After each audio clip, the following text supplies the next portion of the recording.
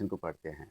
लूका रचित सुसमाचार उसका दूसरा अध्याय और मैं आपको 10वां और 11वां वचन पढ़ के सुना रहा हूँ। ध्यान दीजिए, लिखा है, तब स्वर्गदूत ने उनसे कहा, मत डरो, क्योंकि देखो मैं तुम्हें बड़े आनंद का सुसमाचार सुनाता हूँ, जो सब लोगों के लिए होगा, कि आज दाऊद की नगर में तुम्हारे लिए एक उद्धारकर्ता जन्मा है, और यही मसीह प्रभु है।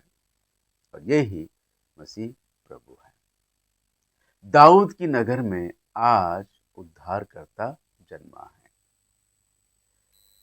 ये सबके लिए एक बड़ा सुसमाचार है। ये बड़ा सुसमाचार किसके लिए है? सबके लिए, दुनिया के सारे लोगों के लिए है।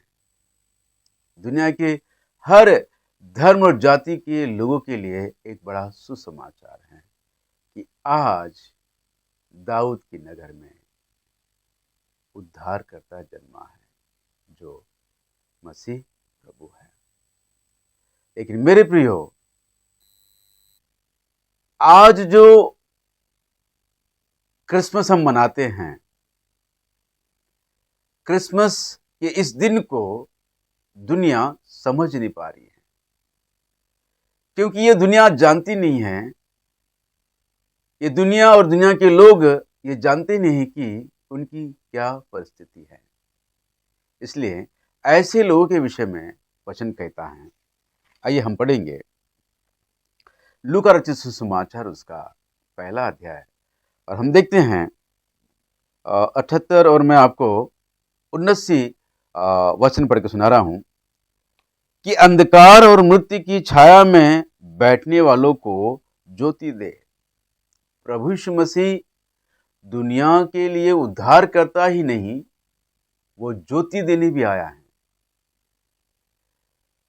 वो ज्योति है, ज्योति यानी ज्ञान देने वाला प्रभु है, समझ देने वाला प्रभु है। वो जगत की ज्योति है, वो जगत का ज्ञान है।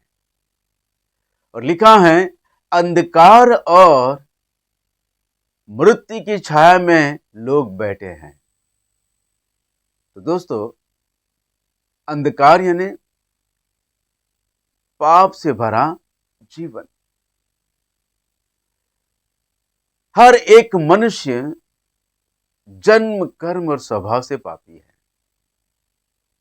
और यही कारण है कि समय आने पर, वक्त आने पर वो अपने स्वभाव का प्रदर्शन करता है। दुनिया में जितने भी बुरे काम होते हैं, ये मनुष्य के पाप भरे स्वभाव का प्रदर्शन है। इसलिए पाप की मजदूरी मृत्यु है। दोस्तों, बाइबल हमें बताती है कि पाप का दंड मृत्यु है, पाप की मजदूरी मृत्यु है। वो मृत्यु, वो दूसरी मृत्यु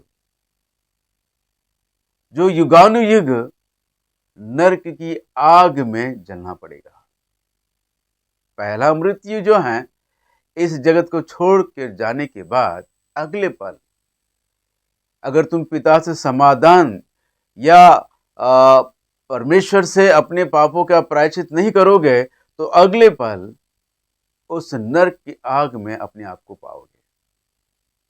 और वो नरक की आग युगानुयुग जलेगी, युगानुयुग जलते रहेगी। वो आग ना कभी बुझेगी और ये कीड़ा उसमें कभी ना मरेगा। युगानुयुग जलते रहना पड़ेगा। यही दूसरी मृत्यु है।